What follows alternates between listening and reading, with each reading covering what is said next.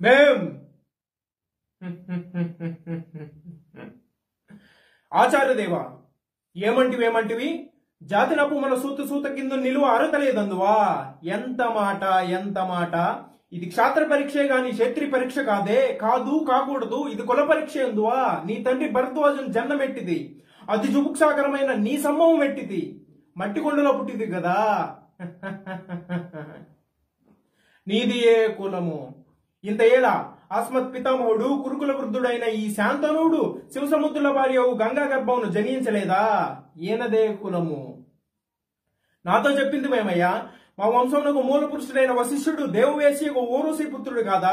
అతడు పంచమజాతి కన్య అయిన అరుంధతి ఎందు శక్తిని, ఆ శక్తి చండాలంగిని ఎందు పరాశురుని, ఆ పరాశుడు పల్లెపచ్చైన మచ్చగంధి ఎందు మా తాత వ్యాసుని, ఆ వ్యాసుడు విధవరాండ్రైన మా పితామహి అంబికతో మా తండ్రిని,